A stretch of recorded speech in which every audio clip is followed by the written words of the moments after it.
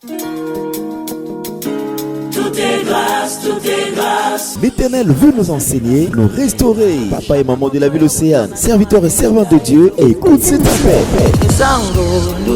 Le ministère de Jésus-Christ pour la restauration des nations, en sigle MJCRN, vous invite à venir participer massivement à un grand séminaire d'édification sous le thème s'affectionner aux choses d'en haut. À partir du mardi 5 au dimanche 10 juin 2018, sous le programme ci-après. Du mardi 5 au vendredi 8 juin, tous les jours de 18h30 à 20h30. Le samedi 9 juin, de 17h30 à 19h30. La grande clôture de bénédiction et de puissance. Le dimanche 10 juin, de 8h30 à 11h30. Avec comme orateur le révérend prophète Pierre Nyangor du Cameroun et le révérend pasteur Élisée Makosso de l'église. Le ministère de Jésus-Christ pour la restauration des nations MJCRN est situé au quartier Songolo, à la 3e ruelle à gauche, sur les Dallettes, après le rond-point de Songolo. Infoline 05 528 89 03. Soyez tous et bienvenue.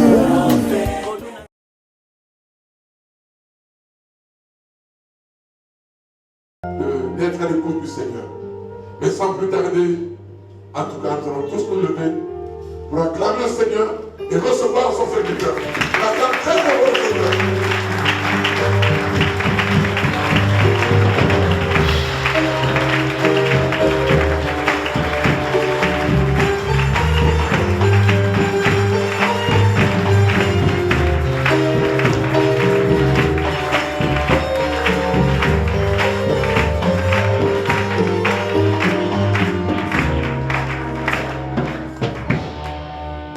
Les anges nous sont sainteté.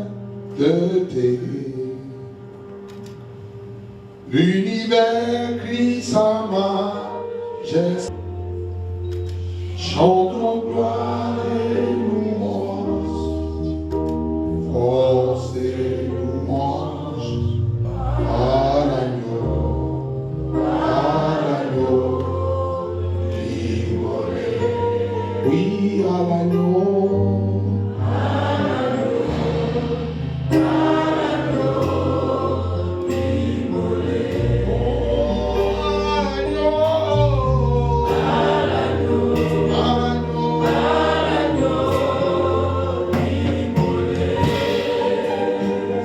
Jésus, que nous célébrons en ce lieu, c'est toi que nous adorons, toi qui étais mort et qui maintenant est ressuscité pour les siècles des siècles.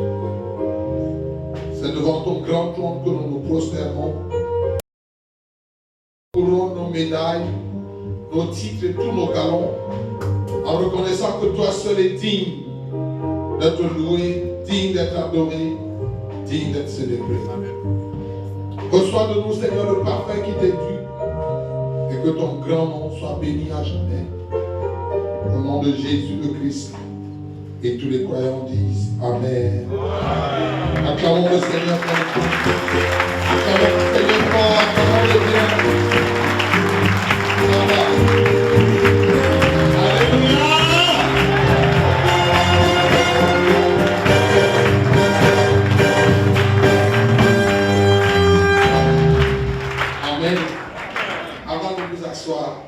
Tu sais, les Camerounais comme les Congolais, nous sommes un peu idolâtres et on risque d'être laissés à cause de notre idolâtrie. Moi, je me souviens, c'est l'année dernière, il y a la Coupe du Monde de moins de la Coupe d'Afrique. C'est la Coupe d'Afrique ou la Coupe d'Afrique de moins de 20 ans. C'est ça. Le Congo nous a battu 1-0. Non? Quand le Congo a marqué ce but-là contre le Cameroun, les gens ont acclamé pour l'équipe nationale du Congo ici à Pointe-Noire. Moi, je vous entendais du Cameroun. Mais ce soir, ce n'est pas l'équipe nationale que nous acclamons, c'est le ressuscité Jésus que nous acclamons. Est-ce qu'on peut le faire bien comme ça? Acclamons le Seigneur, acclamons le Père. Alléluia.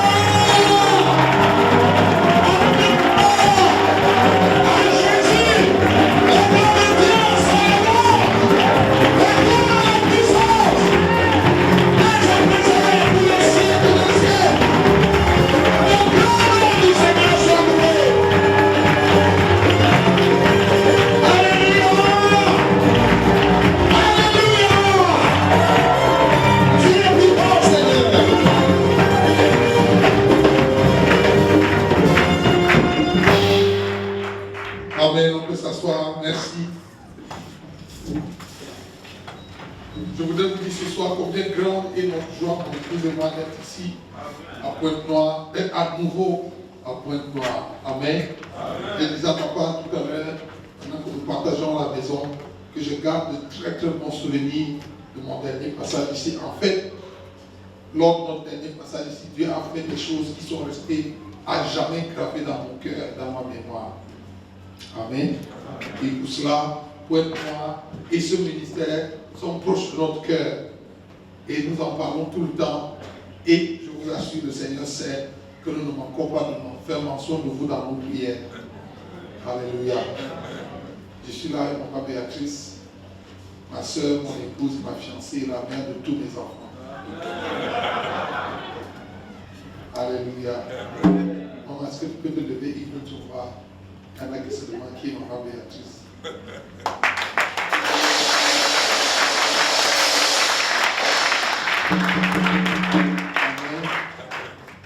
Elle est tellement généreuse, elle m'a donné 5 enfants gratuitement.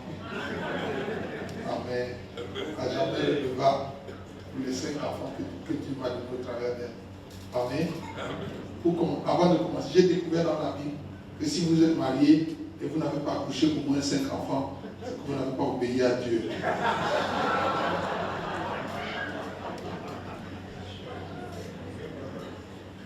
Vous voulez que je vous le prouve dans la Bible? C'est écrit dans la Bible, c'est biblique ce que je vous dis. J'ai dit ça comme ça, j'étais à Paris, j'ai dit ça dans l'église, puis une femme blanche s'est levée, elle dit non, c'est pas vrai. Hérésie, les frères voulaient sortir. J'ai dit, mais ne sors pas, écoute d'abord. Amen. Mais tu veux que je te montre dans la Bible que le minimum c'est 5? Hein? C'est quand tu as fait 5, maintenant qu'on commence à compter si tu es. Hein? Dieu a pris le soin de mettre ça à la première page de votre Bible, Matthieu chapitre 1, verset 28. Non, qu'est-ce que je dis? Genèse, chapitre 1, verset 28. Ce micro. Jésus. Genèse 1, 28. 28. Dieu les bénit et leur dit numéro 1, numéro 2, numéro 3, numéro 4, et numéro 5. Dieu a conjugué 5 verbes. Les 5 premiers verbes que l'homme a entendu Dieu conjuguer. Et voilà. Les 5 verbes, c'était pour dire la même chose. Donc, et c'était le jour de leur mariage. C'est le jour de la bénédiction du mariage d'Adam et Ève que Dieu a conjugué les 5 premiers verbes. Soyez féconds, multipliez, remplissez la terre, assujettissez et dominez. Donc vous devez avoir les 5 verbes dans votre maison.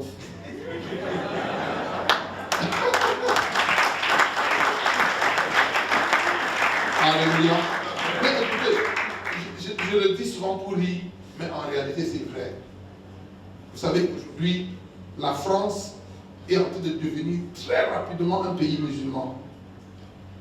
J'espère que vous le savez. Oui, l'Église ne le sait pas.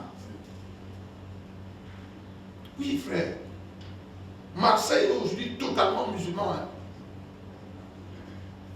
Il s'était donné un objectif qu'en 2020, Marseille serait 50% de chrétiens et de musulmans.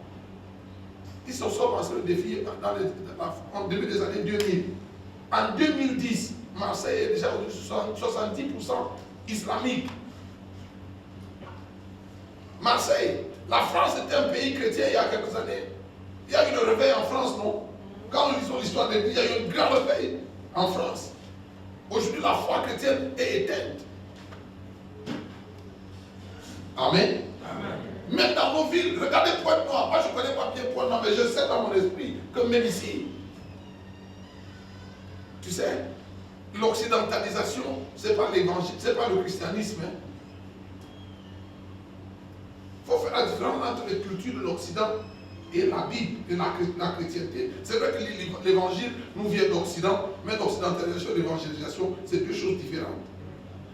La culture que nous avons adoptée, du nom, on fait maintenant 2 enfants, vraiment autour, à tout casser, 3, et on s'arrête, ça vient d'où? C'est écrit où? Ça fait maintenant, non, ça fait genre, ça fait style d'avoir seulement 2 enfants, vraiment quand tu as un garçon, une fille, voilà, ça va. Mais c'est contraire, c'est même contraire à la pensée de Dieu. Je vous dis la vérité. Bon, c'était ma façon de vous saluer. J'aime vos regards sérieux. Non, tous les patriarches accordent Abraham. En tout cas, même Abraham. Abraham a eu combien d'enfants? Hein? 7. 8 là au total, 8. Non? 8, non? 8. Oui. 6. Il a eu 6 avec Ketura, Avec Ismaël et Isaac. oui, 8. Oui. Jacob a eu combien? 12. Non. 13. T'as vu, non? Amen. Regardez, je vais par les chiffres. Si un jour tu vas aller attaquer la Chine, il faut que tu te prépares bien. Parce que seulement ces hommes, s'ils versent seulement les hommes, même sans armes, il vous faut beaucoup de munitions pour les écraser. Amen. Alléluia. Amen. Voilà. Mais il faut y réfléchir. Prenez le temps. Surtout les jeunes gens. Moi, j'ai de la peine à faire que mes fils à l'église fassent plus de 2 enfants. Et je leur demande c'est quoi la raison. Certains d'entre eux sont calmes. Ils n'ont pas un problème de moyens de nourrir leurs enfants, de les envoyer à l'école. C'est seulement qu'ils ont embrassé une idéologie qui fait penser qu'on a 2 enfants, ouais, ça fait. Mais regardez la ville où moi je suis né, la ville de Ngaoundéré. Ngaoundéré est une ville chrétienne. Une des grandes portes d'entrée de l'évangile au Cameroun, c'était en Ngaoundéré. L'une des grandes bases missionnaires dans le nord Cameroun, surtout dans la ville de Ngaoundéré. C'était pour la tête. On a un des grands collèges protestants du Cameroun est construit en Ngaoundéré. Et je parlais comme ça en Ngaoundéré lors d'un séminaire. Et l'évêque national de l'église du Kérem était là. Et à la fin, il est venu me voir et me dit, mais apôtre, ce que tu dis est plus sérieux que tu ne le penses. C'est vrai qu'on l'a dit pour rire, mais c'est plus sérieux. Il dit, nous avons fait un sondage au collège protestant. Et on a piqué comme ça au hasard 10 enfants dans chaque classe de la 6e en terminale. Et 8 enfants sur 10 étaient musulmans. Au collège protestant, 8 enfants sur 10. Et aujourd'hui, ils font la loi, ils exigent qu'on n'enseigne plus la religion dans toutes les classes. Quand on va enseigner la religion, si on doit continuer, au collège protestant, si on va enseigner la Bible en classe, il faut que l'imam vienne enseigner le Coran. Au collège protestant. Ça à ce point que ces gars ont du tout père. Mais vous savez, nous, on a embrassé une façon d'être chrétien qui, tu vois, on est tellement diplomatique, apologétique, you know. Ah non, frère. Depuis le temps de Jean-Baptiste jusqu'à demain, le royaume de Dieu est forcé et il n'appartient qu'aux violents. Amen. Pourquoi nous avons laissé la violence aux musulmans et nous sommes devenus des mollusques? Oui. Bon, écoutez. Amen. Fermons la parenthèse, on en parlera une autre fois. Amen. Quand je reviendrai, ok? Mais je voudrais saluer le berger, Papa et Maman Makoso. Merci pour l'amitié que vous nous faites de nous inviter à nouveau à Pointe-Noire. En fait, nous n'avions pas besoin d'attendre l'invitation. Depuis 2 ans, on aurait dû revenir. Les contraintes de calendrier. Nous sommes très heureux d'être là. Amen. Amen. Vraiment, je vous salue chacun personnellement de ma propre main. Comme l'apôtre Paul le disait. Si l'occasion m'est donnée, je veux l'occasion de serrer la main à quelqu'un. Je suis très content de voir mon ami personnel à la salle, Papa Ngaï, qui me fait de plein d'œil. Papa Ngaï, je suis content. Je suis content de te voir. Et j'ai été réjoui de tous les bons témoignages que j'ai entendus de la part du berger et même des autres frères. Chaque fois que j'ai parlé avec quelqu'un de Pointe-Noire, je posais la question, et comment va Papa Ngaï? Il me dit, il fait des pas de géants. Amen. Amen. Moi, je serai là le jour où on va te consacrer prophète. Hein? Si Jésus dame, je serai là. Si Dieu nous prête la vie, je serai là le jour où on va te consacrer. Amen. Alléluia. Amen. Je voudrais saluer tout le leadership de l'église et Papa Alex. Merci d'être venu. Amen. Ce soir, est-ce qu'on peut commencer? C'est vrai que j'ai commencé déjà à parler. Matthieu chapitre 7. Avant d'entrer dans notre sujet de ce soir, je voudrais que vous vous prépariez parce que cette semaine, nous allons vivre des choses avec Dieu. Amen. Combien d'entre vous êtes prêts d'aller dans les profondeurs? De façon très sérieuse, combien d'entre vous êtes vraiment prêts pour ce que Dieu... Écoutez, il y aura des secousses violentes, un tsunami. Parce que le ciel va se déverser ici. Amen. Amen. Ce soir, ce que j'ai fait, c'est vous servir un apéritif. Amen. Amen. Juste pour vous mettre en condition, pour préparer votre ventre pour des choses sérieuses qui arrivent. Amen. Amen. On va faire des téléchargements sérieux. On va quitter la baie des cochons pour entrer un peu dans les profondeurs. L'église, c'est longtemps attardé dans la baie des cochons. On a joué comme des petits enfants à quatre pattes.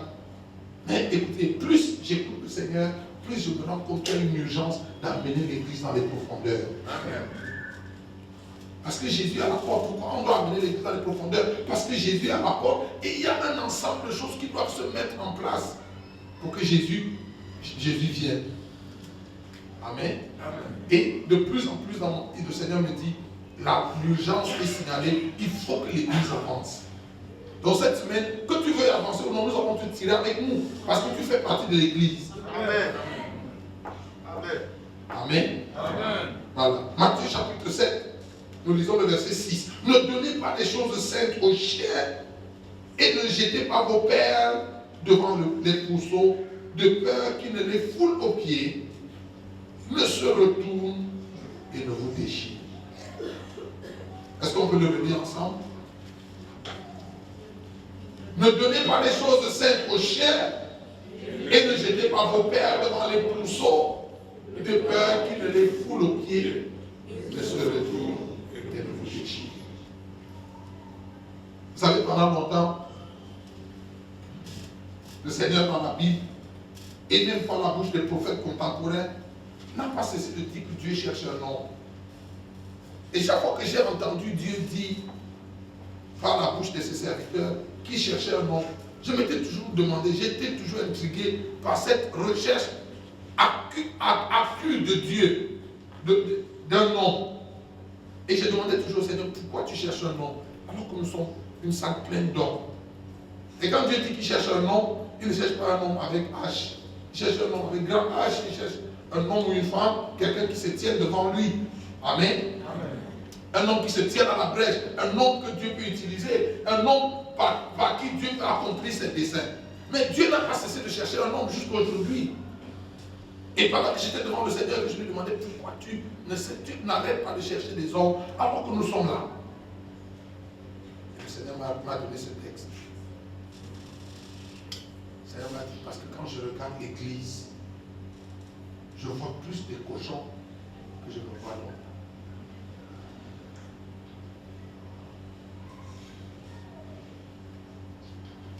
Vous savez, l'église dans le monde est devenue une vaste porcherie. Combien d'entre vous avez déjà vu un cochon?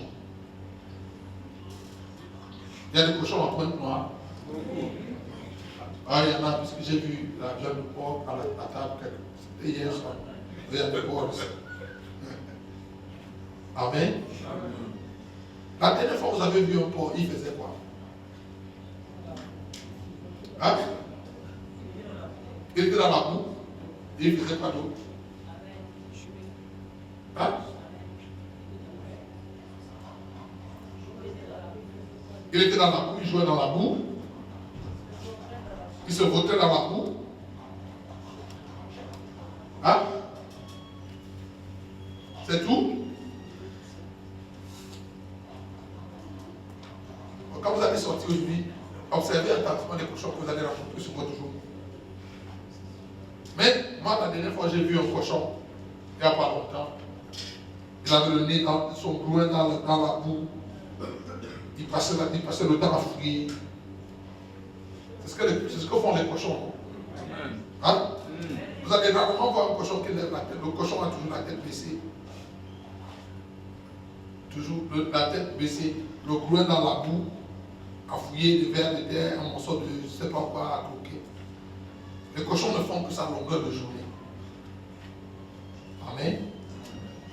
Et le Seigneur m'a dit, Nyangok, l'église est remplie des chrétiens cochons qui n'ont pas la tête levée, leur tête est baissée, leur tête est tournée vers la terre. Et ils cherchent à longueur de journée de quoi manger, de quoi se vêtir.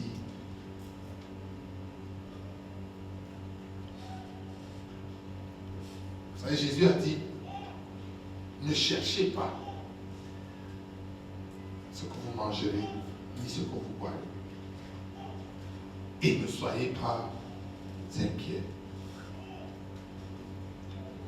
Mais l'Église, dans sa globalité aujourd'hui, est remplie d'hommes et de femmes inquiets au sujet de ce qu'ils mangent, de ce qu'ils boivent, de ce dont ils vont se vêtir, du toit sur lequel ils vont dormir, de la voiture qu'ils vont conduire. Et des gens, des foules nombreuses qui s'amassent dans les églises ne viennent pas pour chercher Dieu, ne viennent pas pour connaître Dieu. Elles viennent pour qu'on réponde à leurs besoins de manger, de boire, de vêtements, de voitures et de ce pourquoi d'autre. Et le Seigneur m'a dit, tout chrétien qui n'a pour objectif premier dans sa relation avec Dieu de chercher des choses comme des choses de la terre, c'est-à-dire manger, boire, s'habiller. Aux yeux de Dieu n'est pas un homme, c'est un cochon. C'est-à-dire quand Jésus regarde l'église, il peut regarder dans cette église et il y a seulement 2 hommes, le reste, d'entre nous ne sommes que des cochons.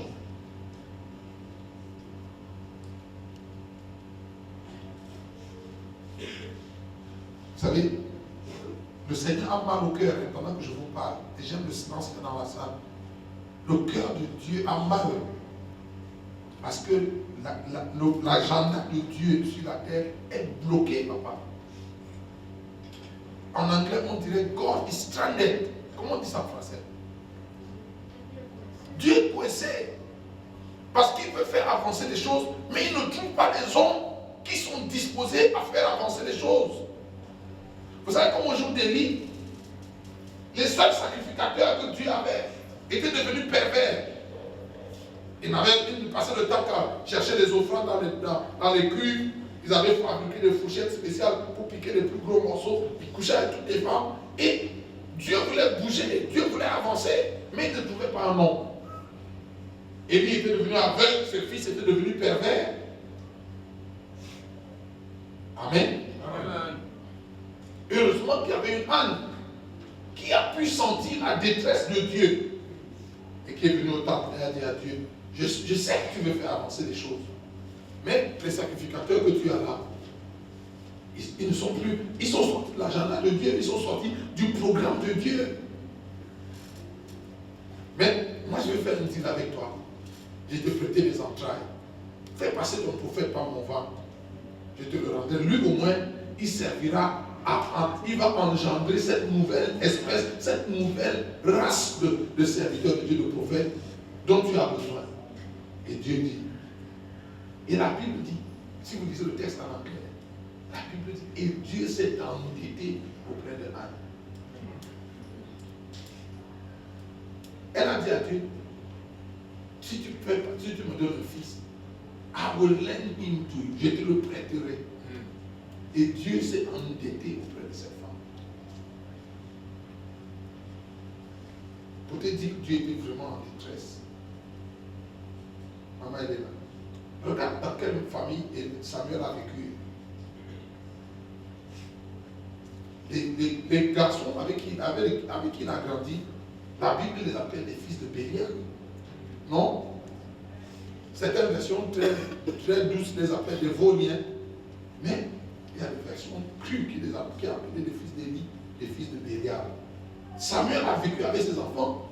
Un père qui ne savait pas châtier ses enfants a quand même réussi à élever ce prophète qui n'a pas été corrompu. Vivre dans une maison où tous les garçons sont des voliens, des bandits, et quand nous sortir un Samuel, il faut vraiment que le doigt de Dieu soit sur toi. Amen. Amen. Mais c'est à cause de l'alliance que Anne a fait avec Dieu. Elle est allée déposer son fils l'église dans cette maison-là, comme tout son... J'imagine que le contexte ne s'y prêtait pas. Quand elle a dit à ses voisines qu'elle va obéir à Dieu, tu sais, nous connaissons, nous sommes tous des hommes, non? Quelquefois tu fais un vœu à l'Éternel, et puis quand c'est le temps d'accomplir ton vœu, et tu as toutes sortes de voix qui te parlent. Je suis sûr que des voix ont dit à Anne, est-ce que tu sais à qui tu vas aller donner ton fils? Un homme qui ne peut pas élever ses propres enfants, ce n'est pas ton fils qui l'élèvera. Si discipliner ses propres enfants l'a dépassé, ce n'est pas ton enfant. Mais Anne, écoute, tu ne vas pas faire ça. Et puis cet enfant, miracle que tu as attendu toute la vie. Mais elle allait obéir à Dieu. Amen. Amen. Voilà, je profite parce que j'entends le Saint-Esprit me dire qu'il y a des gens ici dans cette salle. Vous avez fait un vœu à Dieu et vous êtes dans cette passe-là où vous incitez d'obéir d'accomplir le vœu que vous avez fait à l'Éternel. Ainsi parle l'Éternel, obéis à la voix de Dieu et accomplis ton vœu. Amen. Amen. Donc, l'Éternel, quand Dieu regarde l'église, il ne voit qu'une bande de cochons. Et Dieu dit, ne donnez pas des chaussettes aux chiens et ne jetez pas vos pères devant les pourceaux. Écoutez mon frère, Dieu veut nous amener quelque part. Parce que l'église telle qu'elle se présente aujourd'hui ne ressemble pas à ce que Dieu veut. L'église telle qu'elle se présente aujourd'hui est très loin du modèle que Dieu a. Sauf que Dieu est bloqué parce qu'il ne trouve pas des hommes avec qui il peut travailler pour passer à l'étape suivante. Amen. Moi, je te pose la question ce soir. Est-ce que tu es un cochon, un chien, un cochon ou un disciple? Demande à ton voisin. Chien, cochon ou disciple?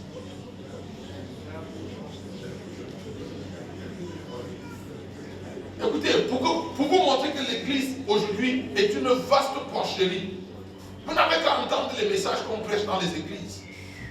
Tourne aujourd'hui autour de Dieu va te donner, Dieu va faire pour toi, tu vas prospérer, tu vas te marier, tu vas voyager. Tout ça là, c'est la porcherie, frère. Oh, vous feriez mieux de dire bien Amen. Amen. Nos chants ne sont que des chants de porcherie. Et à l'église, papa, il faut trier maintenant les choses qu'on chante à l'église. Hein. À une époque, on a chanté ça, c'était bien, mais aujourd'hui, c'est fini là. Il faut sortir de là. En tout cas, nous avons fait le choix de ne pas être des cochons. Amen. Amen. Amen. Oui. C'est Paul a dit, quand j'étais un enfant, je parlais comme un enfant, j'agissais comme un enfant, je me conduisais comme un enfant. Quand je suis devenu un homme, on a fait quoi? On a mis de côté tout ce qui est de l'enfant. Dieu veut que l'église passe de l'enfance à l'état d'enfer.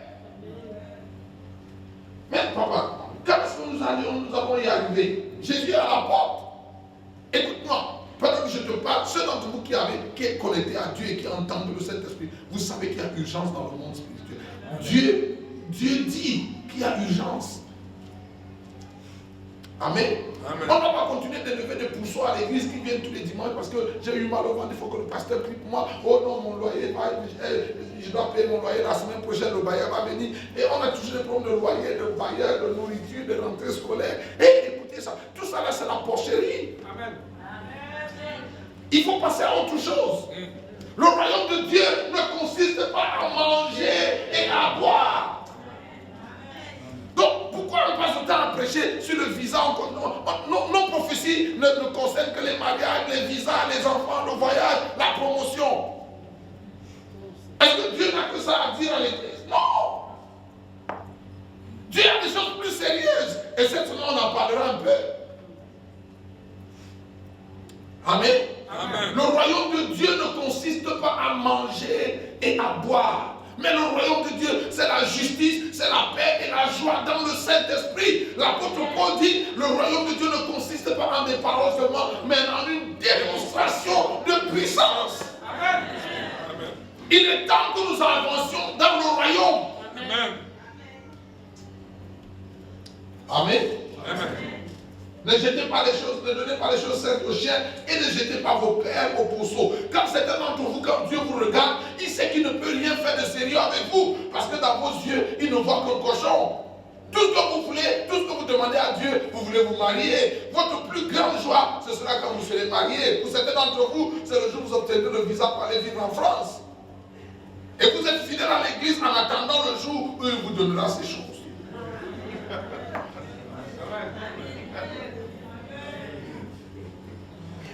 C'est vrai? Oui. Est-ce que je vous parle pour ça que j'ai consulté un homme? Je vous parle pour ça parce que j'ai consulté Dieu. Amen. Vous savez, beaucoup d'entre vous, vous êtes à l'église en attendant. Vous savez, ce gars qui était là 38 ans à Bethesda, il n'attendait pas Dieu. Hein? Il n'attendait pas Dieu, il n'attendait que sa guérison. Maintenant, l'homme qui est venu lui parler, il ne lui a même pas demandé, monsieur, qui êtes-vous? L'homme lui a parlé. Quand il a fini de lui parler, il dit, prends ton lit, va chez toi. Il a pris son lit, il est parti, il n'a même pas dit merci. Et il est parti et il n'a pas changé de vie, papa. Les miracles, c'est bien, mais les miracles ne changent pas les vies des gens. Amen. Oui. Sinon, où étaient les 5 000? Jésus a multiplié le pain 2 fois en 5 000 et 4 000. Non, 9 000. Au moins, il y aurait eu 9 000 personnes autour de la croix. Vous dites non, cet homme est notre maître. Ils étaient où? Tous ces gars qui voulaient faire de Jésus le président de la République. Jean chapitre 6, quand ils ont fini de manger, ils ont décidé de faire de lui leur roi.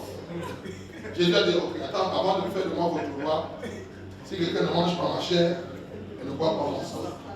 Avant qu'il ait fini le sermon, l'église est vidée et il restait plus ou moins. Non? Donc les miracles, c'est bien, mais les miracles ne changent pas les vies des gens. Jésus l'a retrouvé plus tard dans le temps où il a dit, va ne pêche plus de peur qu'il est arrivé quelque chose de plus grave. C'est-à-dire que le gars n'avait pas changé de vie. Il était rentré, après ses 38 ans, retourné à ses anciennes vomissures, il retourné à ses copines, il retourné à ses... Hein? C'était un chien. Jésus lui dit, va et ne pêche plus de peur qu'il ne t'arrive quelque chose de plus. Donc il est tombé malade en premier parce qu'il avait commis un péché. C'est un péché qui l'avait conduit à cette maladie. Jésus, après avoir guéri, lui dit, si tu continues, tu vas attraper une maladie plus grave que celle que la première. Si la première t'a fait 38 ans.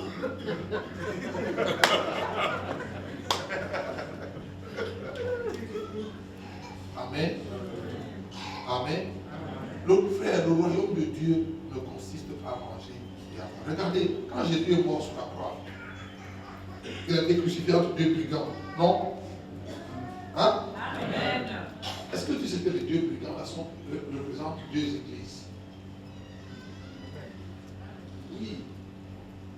Et tu sais que les deux brigands, ils avaient tous deux besoin de Jésus. Le premier brigand avait besoin de Jésus pour le sauver. Pas pour le ciel ou pour le royaume des cieux, non. C'est lui qui était le premier à parler. Mais toi, tu dis que tu es le Fils de Dieu. Descends de la croix, sauve-toi et sauve-nous. En tout cas, c'est qu'il quand il disait Jésus, sauve-nous, il ne parlait pas de sauver, de lui donner la vie éternelle. Il dit, évade-toi et aide-nous à nous évader. Il avait besoin de Jésus pour descendre de la croix. Pas pour changer de vie, mais pour continuer à faire ses activités.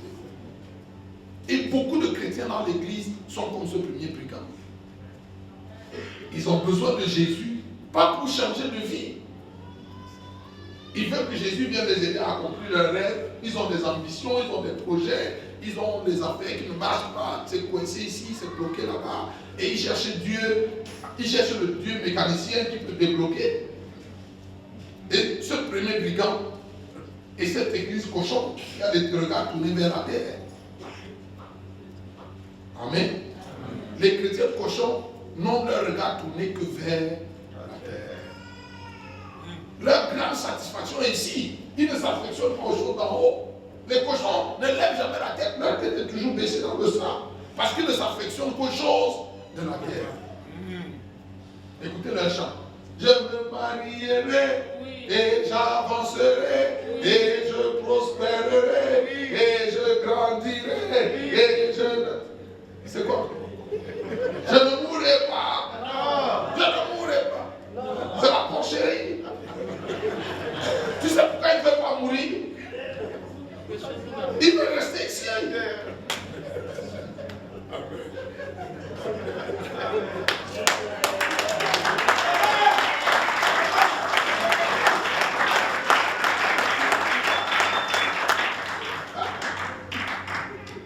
L'onction de Dieu est descendue. Oh, tout le monde recevait. Bonne nouvelle pour tous les célibataires. Oh. C'est quoi ça? Ça s'appelle quoi? La porcherie. Pourquoi la Coran ne dit pas Amen? Amen. Ça s'appelle la porcherie. Tu sais, ce n'est pas le royaume des cieux. Ces choses-là, ce n'est pas le royaume des cieux.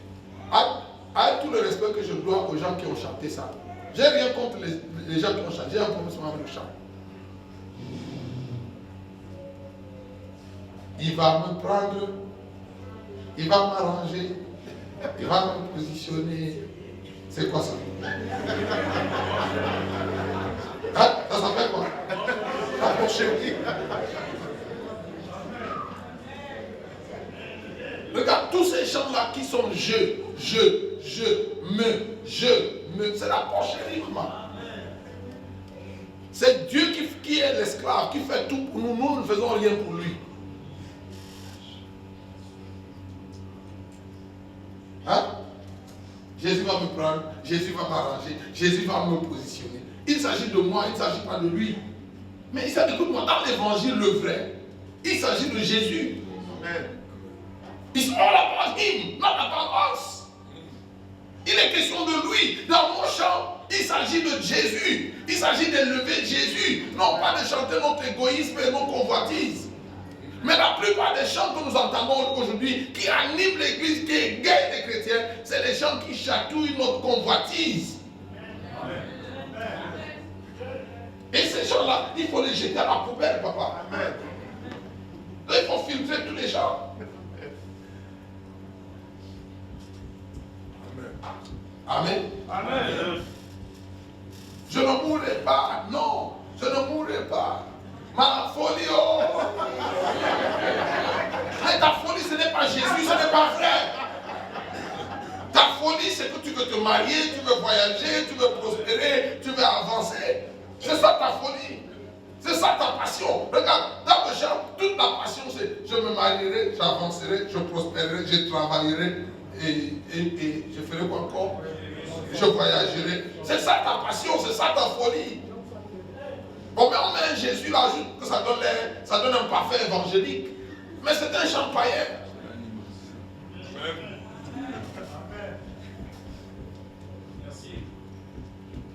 Amen. Amen. Il faut changer de répertoire. Il faut chanter. Attire-moi à toi. Ne me laisse pas.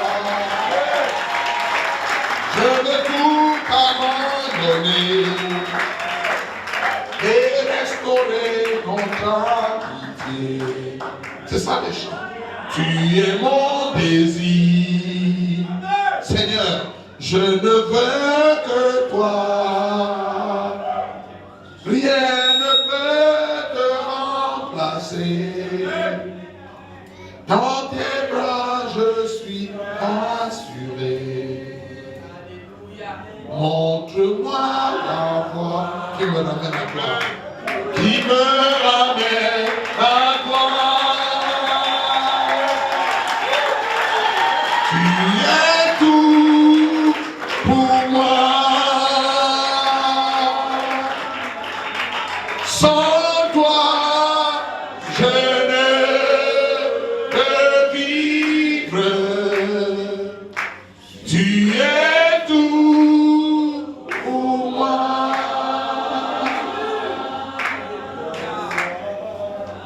Garde-moi près de toi. C'est ça les chants de l'église. Alléluia. La chose qui nous empêche d'aller dans les profondeurs avec Dieu, c'est cette porcherie. Et quand Jésus nous regarde, écoute maman, l'amitié de Dieu, certaines versions disent la pensée secrète de l'Éternel, Matthieu chapitre 25, verset 14, est pour ceux qui l'aiment. Et il leur enseigne son alliance. Yes. Dieu n'enseigne pas son alliance aux gens qui ne l'aiment pas. Si vous aimez les chaussures, vous aimez les habits et vous voulez voyager et vous marier, Jésus ne vous enseignera jamais son alliance. Il ne vous partagera jamais ses secrets. Il n'y a personne qui raconte ses secrets au marché. Vous ne voyez pas un homme dans la rue. Pour la première fois, vous commencez à lui dire hey, écoute, mon frère, j'ai des problèmes dans mon foyer, mon épouse me trompe, mon mari me tape dessus. Non. Est-ce que vous faites ça? On fait ça ici à Pointe-Noire? Non, pour parler à quelqu'un de votre vie intime, de ce qui concerne votre relation avec votre mari, bien de votre relation avec l'argent, il faut que vous ayez confiance à cette personne, qu'elle est démontrée, qu'elle est digne de confiance et que vous pouvez lui confier des choses sérieuses. Dieu fait la même chose. Amen. Si vous voulez voir le Seigneur, vous voulez entendre Jésus vous dire des choses sérieuses, il veut éprouver votre cœur, il veut d'abord s'assurer que vous êtes son ami. Mais la plupart des gens dans l'église ne sont pas les amis de Dieu. Et ils veulent que Dieu leur montre les choses sérieuses. Beaucoup de gens me voient pas et disent, mais comment tu as fait pour aller au ciel? Nous aussi on va aller au ciel. Tout le monde, c'est pas tout le monde qui va aller au ciel. Mais Jésus va pas amener tout le monde au ciel. C'est écrit comme ça dans la Bible, c'est pas moi qui dis. Ce ne sont pas tous ceux qui me disent Seigneur, Seigneur, qui feront quoi? Qui sont ceux qui entreront? C'est la seule qui fait la volonté de mon Père qui est dans les cieux. C'est ça. Il y a des conditions à remplir si tu veux être un ami de Dieu. L'amitié de Dieu est pour ceux qui l'aiment. Si tu n'aimes pas Dieu, tu ne peux pas être son ami. 1 Jean chapitre 2, je crois le verset 14. N'aimez point le monde, ni les choses qui sont dans le monde. Si quelqu'un aime le monde, l'amour du Père n'est pas en lui. Papa, l'église aujourd'hui est remplie des gens en qui l'amour du Père n'est pas. Parce que l'amour du Père et l'amour du monde sont mutuellement exclusifs. Quand un est présent, l'autre ne peut pas l'être. S'il y a dans votre cœur un peu d'amour du monde, il n'y a pas du tout l'amour du Père. Et ce n'est pas moi qui le dis, c'est la Bible.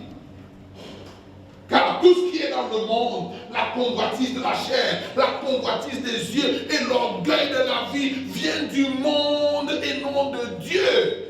Ne savez-vous pas qu'être ami du monde, c'est inimitié avec Dieu? Si quelqu'un veut se rendre ami du monde, il devient automatiquement un ennemi de Dieu. Papa, de nation en nation et de ville en ville, quand j'entre dans les églises, je vois souvent une bande d'ennemis de Dieu. Ces derniers jours, papa, littéralement, j'entre dans certaines églises et je sens la porcherie. Ça sent littéralement pas par ce narine, non, mais dans mon homme intérieur, ça, je lui dis, maman, ça pue, ça sent la porcherie ici. Et c'est exactement comme ça que Jésus voit l'église. Nous sommes tous là, une bande d'amoureux. Nous aimons le monde, nous envions le monde, nous voulons être comme le monde. L'église aujourd'hui se bat tellement pour ressembler au monde. Nous voulons être acceptés par le monde, nous voulons être approuvés par le monde, nous voulons être au bout du monde. Mais la Bible est formelle. Si quelqu'un aime le monde, l'amour du Père n'est pas en lui. Que vous soyez apôtre, prophète, évangéliste, pasteur, docteur, évêque, ancien d'église, diacre, chantre à l'église, quel que soit votre titre, si vous aimez le monde, l'amour du Père n'est pas en vous. Amen. Vous savez, plus j'y pense, plus je me rends compte que beaucoup de gens ne seront vraiment pas sauvés. Et ça me peine autant que ça peine Dieu de se rendre compte que beaucoup de gens ne vont pas être sauvés. Ce message énerve les gens. L'église n'aime pas ce message. L'église aime le message. Si ton amen est plus fort que celui de ton voisin, ta prospérité sera plus grande. Et tout le monde crie Amen. Donne-moi un amen comme un tonnerre. Amen. Est-ce que quelqu'un peut me donner un amen qui m'affecte? Toutes ces bêtises-là, cette porcherie, elle est tellement vraiment installé à l'église. Aujourd'hui, même les prédicateurs ne s'accommodent d'une église qui écoute l'enseignement en silence. Parce que quand tu écoutes l'enseignement en silence, il y a une allocution. Amen. N'aimez point le monde et les choses qui sont dans le monde. Regarde dans ton cœur, est-ce que c'est vrai que tu n'aimes pas le monde? Est-ce que c'est vrai que tu n'aimes pas les choses qui sont dans le monde? Ah, mais papa, qu'est-ce que tu veux dire? Est-ce que ça veut dire qu'on doit bien s'habiller? Non, il ne s'agit pas de ça.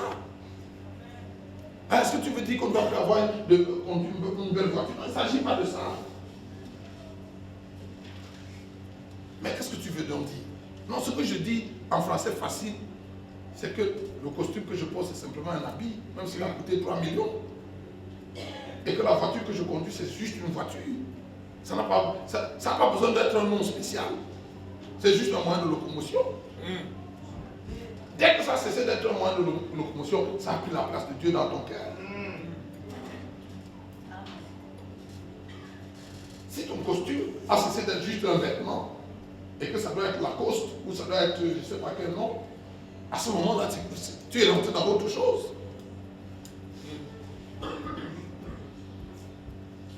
Les gens qui n'aiment pas le monde s'en foutent de la griffe. Hein? Non, c'est beau, c'est un beau costume, je l'aime, je l'achète.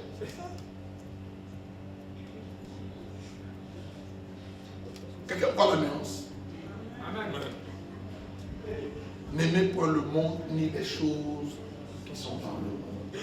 Si quelqu'un aime le monde, c'est la conclusion de ce verset qui nous joue. L'amour du Père n'est pas ça. Frère, si l'amour du Père n'est pas en toi, tu es perdu. Et papa, 98% des gens qui viennent dans nos églises sont perdus. Donc aujourd'hui, il n'y a pas de prédicateur pour le leur dire.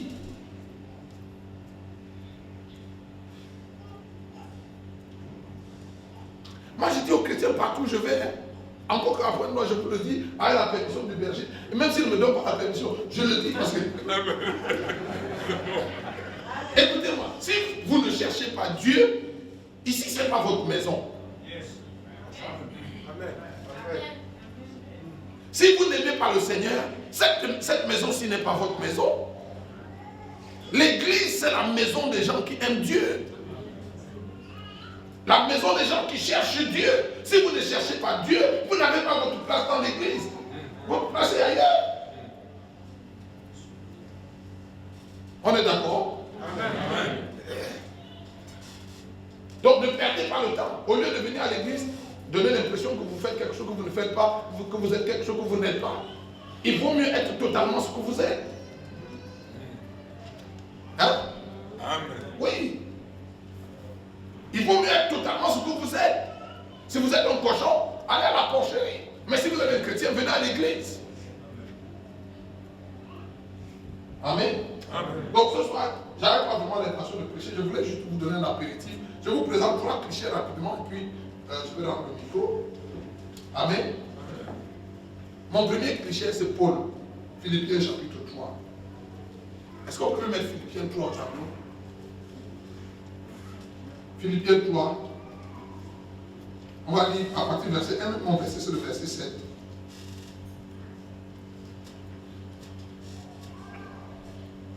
Au reste, mes frères, réjouissez-vous dans le Seigneur. Je ne me lasse point de vous écrire les mêmes choses et pour vous cela est salutaire. Verset 2. Prenez garde aux chiens. Ils reviennent encore. Prenez garde aux mauvais ouvriers. Prenez garde aux faux circoncis. Verset 3. Car les circoncis, c'est nous qui rendons à Dieu notre culte par l'Esprit de Dieu, qui nous glorifions en Jésus-Christ et qui ne mettons pas notre confiance en la chair. Verset 4. Moi aussi, cependant, j'aurais sujet de mettre ma confiance en la chair. Si quelqu'un autre croit pouvoir se confier en la chair, je le puis bien davantage. Moi, circoncis le 8e jour, de la race d'Israël, de la tribu de Benjamin, hébreu né d'hébreu, quant à la loi pharisienne, quant au zèle un persécuteur de l'Église, irréprochable à l'égard de la justice de la loi. Et dans ma Bible, il faut ajouter 3 points de suspension parce que l'apôtre Paul n'a pas fini de dérouler son CV. Amen. Donc 3 points de suspension et il va au verset 7. Mais ces choses, toutes ces choses qui étaient pour moi des gains, je les ai regardées comme une perte à cause de Christ. Verset 8. Et même je regarde toutes choses comme une perte à cause de l'excellence de la connaissance de Jésus-Christ, mon Seigneur, pour lequel j'ai renoncé à tout. J'ai renoncé à combien de choses? À tout. Pour lequel j'ai renoncé à combien de choses? À tout. Pour Jésus, j'ai renoncé à tout, nous dit l'apôtre Paul. Pour lequel j'ai renoncé à tout et je les regarde comme de la boue afin de gagner Christ. Continuons mon frère. Verset 9. Et d'être trouvé en lui, non avec ma justice, celle qui vient de la loi, mais avec celle qui s'obtient par la foi en Jésus-Christ, la justice qui vient de Dieu par la foi. Verset 10. Afin de connaître Christ et la puissance de sa résurrection et la communion de ses souffrances. Oh, j'aime cette partie. La communion de ses souffrances en devenant conforme à lui dans sa mort. Verset 11. Pour parvenir, si je puis, à la résurrection d'entre les morts. Oui, continue mon frère. Ce n'est pas que j'ai déjà remporté le prix ou que j'ai atteint la perfection, mais je cours pour tâcher de le saisir, puisque j'ai aussi été saisi par Jésus-Christ. Verset 13. Frère, je ne pense pas l'avoir saisi, mais je fais combien de choses? Une chose. Oh, il faut souligner ça. Je fais combien de choses? Une chose. Une chose. Si tu veux un thème pour mon message de ce soir, le titre de mon message ce soir, c'est une seule chose. Mais je fais une chose, oubliant ce qui est en arrière et me portant vers ce qui est en avant. Je cours vers le but. Verset 14. Je cours vers le but pour remporter le prix de la vocation céleste de Dieu en Jésus-Christ. Je vous pose la question entre Dieu. Qu'est-ce qui peut faire que non du rang de Paul, docteur parmi les docteurs, agrégé, major de la promotion, des promotions les plus enviables de son temps, Institut de Gamaliel, qu'est-ce qui peut faire qu'un nom de cette classe prenne tous ses diplômes et toute son agrégation et tout son savoir et le jette à la poubelle?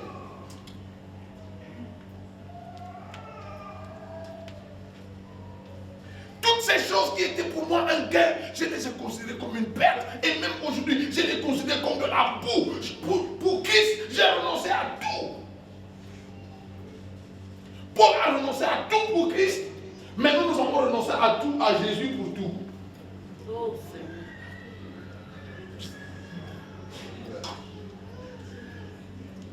c'est vrai.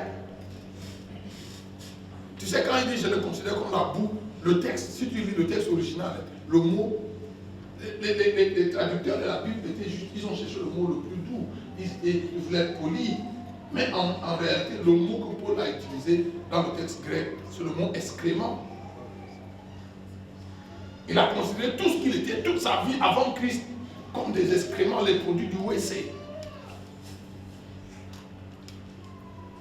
Paul dit, je fais une seule chose, oubliant ce qui est en arrière et me portant vers ce qui est en avant. Qu'est-ce qui est derrière lui?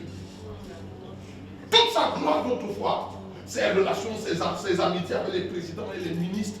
Écoute, en son temps, Paul était l'ami des présidents, l'ami des ministres, l'ami des gouverneurs, il prenait le thé avec les souverains sacrificateurs, il était... Non? Amen. Et puis un jour, il a rencontré Jésus, et il est devenu un fou. Et puis, il se retourne, et il regarde toute sa gloire d'autrefois. Et il dit que tout ça, à ses yeux aujourd'hui, ce sont des excréments. Parce que Paul a vu quelque chose que nous n'avons pas vu. Paul a renoncé à tout pour Jésus parce qu'il a vu quelque chose que nous ne connaissons pas. Amen. Amen. Tu sais pourquoi tu as de la peine à renoncer à la moindre des choses? C'est parce que tu n'as rien vu. Tu ne vois même pas le royaume, tu ne connais même pas le royaume de Dieu.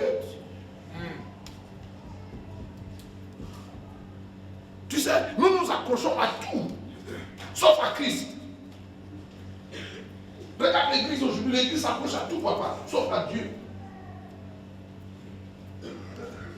Quand il y a un conflit d'intérêt entre Dieu et quelque autre chose dans ta vie, 9 cas et demi sur 10, tu choisis les autres choses et pas Christ. Tu sais, moi je pose la question aux chrétiens. Si on te faisait entrer dans cette salle, et puis de ce à ma droite ici, il y avait toutes les richesses de la terre. Tout ce que les hommes veulent avoir sur la terre. Maison, voiture, argent, mari, femme, enfant et tous les autres biens. Et Jésus était de ce côté. Que choisirais-tu? Les chrétiens vont rapidement et bêtement te dire, je choisis Jésus. C'est pas vrai. Je te dis la vérité, c'est pas vrai. Tu sais comment je sais que c'est pas vrai? Ah oui, mais tu vas me dire, papa, si j'entre là, et qu'on a mis toute la richesse et Jésus est ici, qui va se mettre derrière Jésus? Nous tous, non? Oui, tout le monde ici va se mettre derrière Jésus. Mais le matin, tous les matins, à 4 heures, quand Jésus te réveille, et il te dit, c'est l'heure de prier, tu as le choix entre être avec Jésus, être dans ton lit. Dis-moi que tous les jours, tu as choisi Jésus et pas le lit.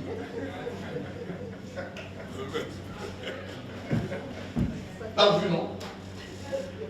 Hein? La Coupe du Monde, c'est dans une semaine ou dans deux. Quand l'Argentine va jouer contre le Brésil, en un jour, il y a culte, mercredi soir. Il faudra choisir entre venir adorer Jésus ou rester à la maison et regarder le match. Et c'est là où je saurai si tu vas choisir Jésus. Dans beaucoup d'églises, enfin, je ne sais pas comment au Congo, mais au Cameroun, à cette période-là, ce sera église mort. Il ne faut pas que le match Argentine-Brésil tombe un jour de culte. Non, pasteur, vraiment, tu vas aller prier. Nous autres, on viendra dimanche. Et tous les jours, nous avons le choix entre les choses du monde et Jésus. Et systématiquement, nous choisissons les choses du monde et pas Dieu. C'est vrai. Les mercredis et les vendredis. Les cultes de semaine ici, c'est quand? Lundi, mercredi et dimanche. C'est lundi, mercredi et dimanche. Lundi et mercredi. Parce que je sais que le dimanche, tout le monde vient à l'église. Même le diable va à l'église dimanche. Hein? Moi, même à l'église chez moi, tous les matins, il y a culte le matin. Tu sais combien nous sommes à l'église le dimanche? Tous les matins à la prière. Quand nous sommes nombreux, nous sommes 20. Pour une église de centaines de personnes, quand nous sommes nombreux, nous sommes 20. Je leur demande à 5 heures du matin, il n'y a pas de bureau. Est-ce qu'il y a quelqu'un qui a un travail, quelqu'un ici? Bon, en dehors de ceux qui sont vigiles ou gardés, ou les policiers qui font la nuit, la permanence, qui ici travaille à votre bureau ouvre à 5 heures le matin? Mais ils ne viendront pas prier le matin. Mais papa, ils ne viennent pas prier à l'église, ils ne prient même pas chez eux.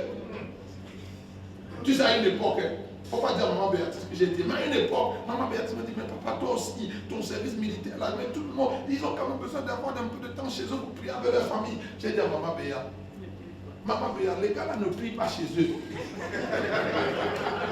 Ils ne viendront pas prier autant, ils ne prient même pas chez eux avec leurs femmes et leurs enfants. J'ai dit, ok, tu vas voir. À un moment donné, j'ai décidé, ok, à partir de lundi prochain, un dimanche, j'ai dit, bon, à partir de demain, les prières du matin sont suspendues jusqu'à nouvel ordre. J'ai fait ça à dessin. Et puis le lundi matin, j'ai dit à maman, ok, on est sorti. Entre 5h30 et 6h. J'ai dit, ok, on a une fonction un de nos anciens. Quand j'arrive, toc, toc, toc. Oh. Il sort du sommeil. Papa, qu'est-ce qu'il a? J'ai passé tout va bien.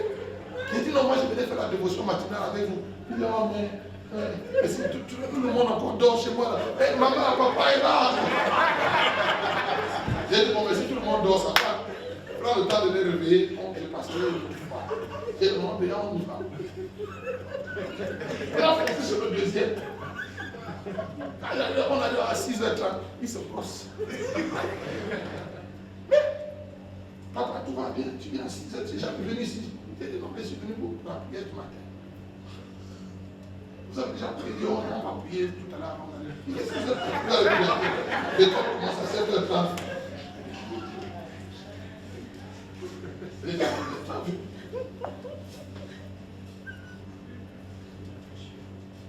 Chaque jour, tu as le choix entre Jésus et toutes les autres choses de la terre. Et 9 cas et demi sur 10, tu as choisi les autres choses et pas Dieu. C'est vrai. Tu sais, mercredi soir, tu ne viens pas à l'étude publique ou à la cellule de prière parce que le patron t'a retenu au bureau et tu vois le travail. Tout ça, c'est des excuses des paresseux. En fait, des excuses des gens qui n'aiment pas Dieu. C'est vrai. Parce que ton collègue, vous avez des collègues musulmans ici, non? Il n'est pas possible qu'un ministre ou qu'un directeur, dit Papa Makos, qu'un vendredi à 13h, il demande à un musulman qui travaille dans son cabinet ou dans son bureau de rester lui signer, de lui apprêter un document alors que le gars doit aller à la mosquée. C'est vrai ou c'est pas vrai? Quand c'est l'heure de la mosquée, est-ce qu'il demande la permission au patron pour partir à la ville? Mais il va. Ah, oh, ok, si c'est vendredi, ok, on comprend. On aménage même le programme pour tenir compte d'eux. Mais on ne tient jamais compte de vous. Tu sais pourquoi on ne tient jamais compte de toi? C'est parce que tu es complaisant, ton Dieu même est complaisant, ton Dieu même n'a pas l'air de quelque chose de sérieux. S'il n'a pas l'air de quelque chose de sérieux à tes propres yeux, il n'aura pas l'air de quelque chose de sérieux aux yeux des autres. Combien d'entre vous avez déjà dit à votre patron qu'à l'heure, patron, mercredi à partir de 17h30, vraiment je ne peux plus être au bureau parce que je dois aller prier. Vous n'avez même pas le courage de dire une telle chose à vos patrons. Tu sais, papa, je crois que j'étais fou. Jusqu'à il y a 3 semaines. Il y a 3 semaines, il y a une image qui a fait le tour du monde. Au Tchad. Combien de vous avez vu cette image? Papa.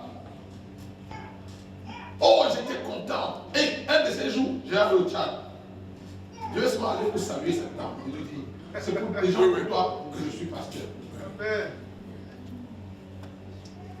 Elle est venue pour prêter serment. On l'a nommé ministre de prestation de serment. Le président de la République est assis là. Et on lui dit de prêter serment au nom de Allah le Tout-Puissant. Elle dit non, je ne connais pas Allah. Ce sera au nom de Dieu ou ce ne sera pas. Amen. Le président lui a dit, madame, c'est à prendre ou à laisser. Elle a déposé le papier et elle va s'asseoir. Amen. Oh! Il faut regarder le monde. N'aimez pas le monde, ni les choses qui sont dans le monde. Vivez le poste de ministre.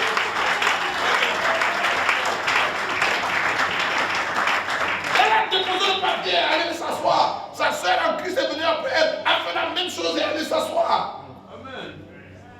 Tu sais, si c'était toi, tu aurais dit que même Allah et Dieu, c'est la même chose. Non, c'est pas la même chose. Même eux, les musulmans, savent que c'est pas la même chose. Ils le savent, c'est vous qui ne le savez. Non, vous faites semblant de ne pas le savoir. Mais eux, ils le savent bien. Si, après on a rappelé une, on n'a pas rappelé la deuxième, jusqu'aujourd'hui, je cherche encore à savoir pourquoi on n'a pas rappelé la deuxième. Limogé, non? Oh, même c'est qui a pris ça. Oui, mais tu vois. Oui, mais il y a encore des chrétiens, papa. Il y a encore des gens qui aiment Dieu sur cette terre. Amen. Ils ne sont pas nombreux, malheureusement. Certains d'entre vous êtes chrétiens, vous êtes dans toutes sortes de tricheries, dans vos lieux de travail, vous êtes dans toutes les magouilles, dans tous les cafouillages, comme tout le monde. Amen. N'aimez pas le monde, ni les choses qui sont dans le monde. Paul dit toutes ces choses. Diplôme, médaille, galon, amitié, connexion, portes ouvertes et tout ça là. J'ai considéré tout cela comme de l'ordure. Maman, voilà un professeur d'université qui est devenu un fabricant de tentes pour Jésus.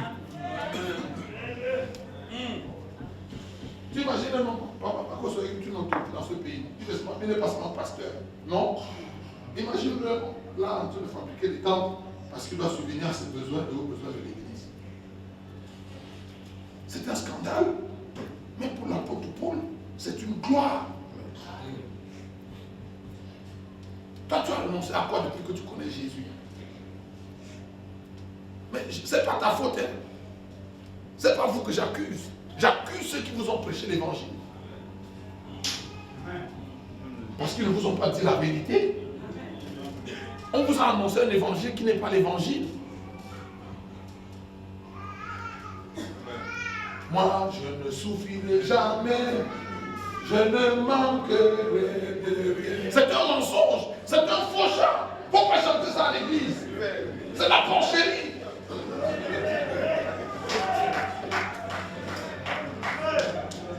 Papa, l'évangile s'il est associé à la souffrance depuis le premier jour. Tous ceux qui veulent vivre pieusement en Jésus-Christ seront persécutés. Amène-toi dans la pensée de souffrir comme un bon soldat de Jésus-Christ. L'apôtre Paul dit, afin de connaître Christ et la puissance de sa résurrection et la communion de ses souffrances. Si tu aimes Jésus, tu vas souffrir pour lui. Il n'est pas possible d'aimer Jésus et de ne pas souffrir pour lui. Il a dit dans ce monde, il va nous donner le centuple, des terres, des biens, des maisons, des voitures, des amis et tout cela avec des souffrances. D'où vient-il qu'on chante que moi je ne souffrirai jamais? Mais c'est pour ça que vous êtes comme vous êtes. Vous aimez Dieu dans votre zone de confort. Dès que c'est inconfortable, ce n'est pas Dieu. Non, non, non. Vous savez pourquoi les gens vont de délivrance en délivrance? Mais c'est au Congo qu'on va enseigner ça. Parce que c'est quand même le Congo, surtout le Congo de face, qui nous a amené comme cette affaire de délivrance qui est devenue délivrance le matin, délivrance à midi, délivrance le soir. Comment l'église nous dit que c'est la délivrance? Mais tu sais pourquoi les gens veulent être délivrés? C'est qu'ils ne veulent pas être délivrés pour servir Dieu. Ils veulent être délivrés pour que leur vie marche. Hein? Oui. Ils veulent être dans le confort. Ah, j'en parlerai cette semaine. Bon, même si on m'invite, je reviendrai quand même. Amen. L'apôtre Paul dit, j'ai renoncé à tout. Et aujourd'hui, je ne fais qu'une seule chose. Écoute-moi, si tu veux aller dans les profondeurs avec Dieu, si tu veux aller loin avec Dieu, il ne faut faire qu'une seule chose. Mon deuxième cliché ce soir s'appelle David. La Bible l'appelle l'homme selon le cœur de Dieu. Pendant longtemps, j'ai demandé au Seigneur, pourquoi David est l'homme selon le cœur de Dieu? Qu'est-ce que ce garçon a de spécial? Et certaines personnes, j'ai entendu des gens dire, David est appelé l'homme selon le cœur de Dieu parce qu'il était un chanteur agréable à Dieu. C'est vrai que David était un vrai chanteur, était un chanteur agréable à Dieu. Mais comment d'entre vous savez qu'au temps de David, il n'était pas le plus grand des chantres? Hein? Au temps de David, il y avait les fils d'Asaph. Non? Il y avait les fils de Corée. Il y avait Yeshurun, il y avait Yedouton, qui étaient des chantres. C'était même plus futé que, plus grand que David. Non? Donc c'est pas parce qu'il était chante. Être chante, adorer Dieu, c'était bien, mais c'est pas ça qui faisait de David l'homme selon le cœur de Dieu. J'ai entendu d'autres personnes me dire, oh non, c'est parce que David était le premier homme sur la terre à penser à construire à Dieu une maison. J'ai dit oui, c'est vrai. Mais c'est pas ça qui faisait de David l'homme selon le cœur de Dieu. Penser à construire à Dieu une maison était une bonne idée. En tout cas, avant David, personne n'avait jamais pensé à construire à Dieu une maison. Non? David s'est réveillé un matin et il a dit, il n'est pas juste que moi, fils de paysan, je vis dans un palais et que Dieu soit adoré sur le temple. Tu sais, j'ai dit aux chrétiens partout, si votre maison est plus belle que votre église, vous êtes un pécheur.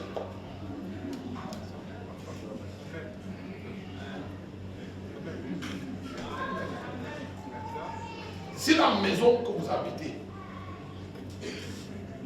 est plus belle et plus luxueuse que votre église, votre temple, vous êtes quoi? Vous êtes un pécheur. C'est pas moi qui le dis, il ne faut pas me regarder à les yeux. C'est le prophète âgé qui le dit. Est-ce qu'il est temps pour vous d'habiter vos belles maisons là poussées alors que cette maison est en ruine? Bon, ça ne s'applique peut-être pas aux gens de MJCR, votre temple. Mais si votre maison est plus belle que ce temple,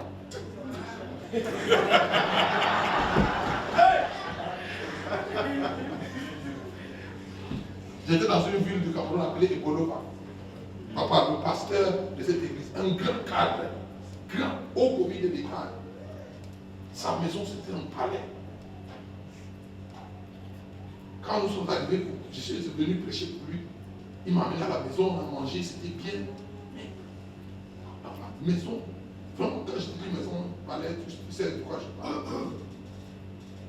Il n'y a plus la divorce à l'église. Et on est entré dans un trou, c'est ça parce qu'il y a un nid de poule. Et je lui ai demandé, c'est ton église ici? J'ai dit, je ne prêche pas. Je lui ai dit, non, papa, je ne prêche pas. J'ai dit, c'est quoi ça? C'est ici que tu loges Dieu. Et là, on sort de la sécurité à la maison. J'ai dit, non, c'est pas juste. En tout cas, c'est pas moi qui prêche. J'ai dit, ce soir, tu décides, tu promets devant cet hôtel que cette injustice va être corrigée dans les jours qui viennent. Sinon, je n'entre pas ici. Il dit, ah non, tu sais, comme l'église, c'est pas mon affaire, il fallait que les... Mon frère, qu'est-ce que tu racontes? Tu crois que Dieu t'a donné tous les moyens que tu as là, c'était seulement pour que tu aies un gros ventre avec une grosse...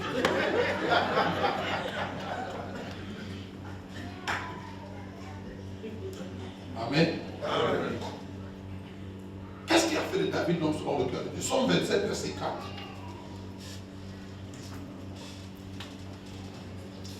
Somme chapitre 27, verset 4. Je demande à l'Éternel combien de choses? Une seule chose. Mets-moi le texte sur le tableau, frère. Je demande à l'Éternel une seule chose que je désire.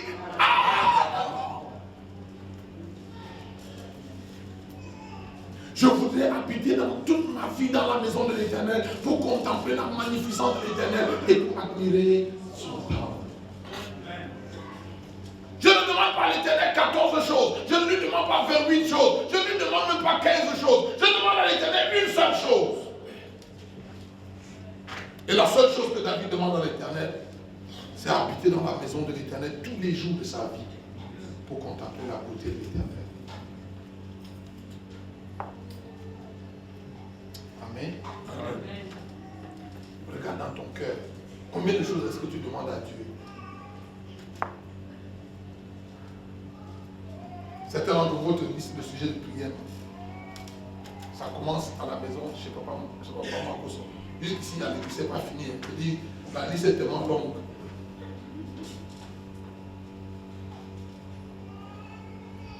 Je demande à l'Éternel combien de choses? Une seule. David n'était pas un va-nu-pied. C'était un roi. Son palais était confortable.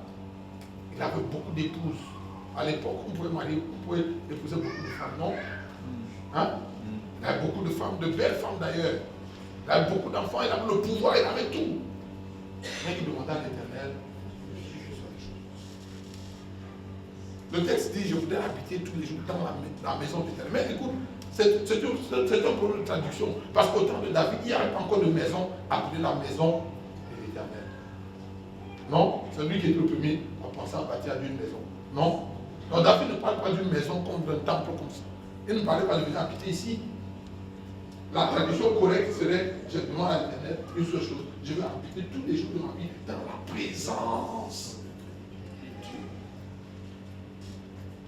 David, roi de son état, cherche Dieu, cherche la présence de Dieu plus que toutes les autres choses. Et pour te prouver que David ne parlait pas seulement. Papa, quand David commet le péché avec Bathsheba et il fait tuer Uri à la guerre, et que le prophète Nathan vient le confronter pour l'amener à la repentance, écoute ce que David dit au psaume 51. Il dit, Seigneur, j'ai péché et j'ai vraiment péché, de sorte que tu seras juste dans ton jugement. Mais Seigneur, quand tu m'auras puni de toutes les punitions et que tu m'auras châtié de tous les châtiments de la terre, je te demande une seule chose. La seule chose qu'il a demandé dans le psaume 27, il la redemande. Enlève-moi tout, le trône, la couronne, le pouvoir, l'argent, mes épouses, mon argent. Enlève-moi tout ce que j'ai. Mais Seigneur ne m'enlève pas une seule chose. Ta présence. Amen.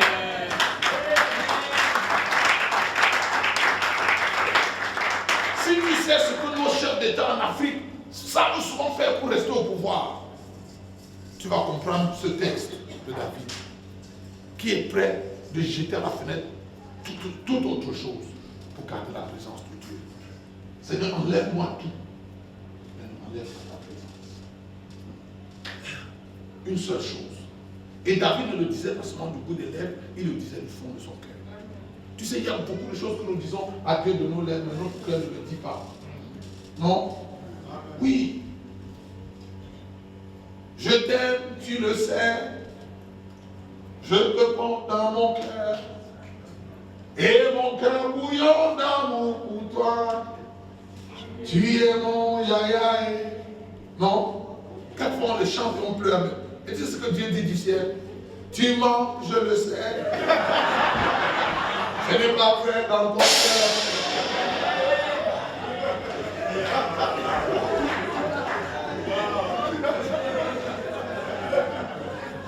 Et ton cœur ne bouillonne pas d'amour pour moi. Je ne suis pas ton yaya.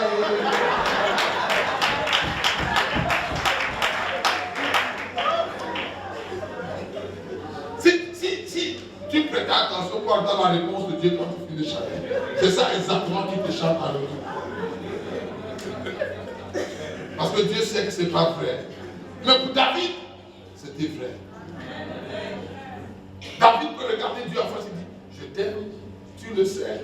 Et Dieu dit, c'est vrai, je sais. Il faut arrêter de chanter les choses qui ne sont pas vraies. Amen. Souvent on chante avec toutes sortes d'émotions, on pleure même. Et Jésus te regarde et dit, seriously, c'est vrai ça. Écoute-moi, tous les dimanches, Dieu assiste à des miracles. Des gens qui ne l'ont même pas aimé une seule minute toute la semaine, et puis dimanche, je te donne ma vie, je te donne mon cœur. Jésus te regarde. Puis toute la semaine, tu ne t'es pas arrêté une seule minute pour moi. Et maintenant, tu viens me donner toute ta vie. Oui, prends tout, Seigneur, sauf mon porte-monnaie. Oui, prends tout, Seigneur.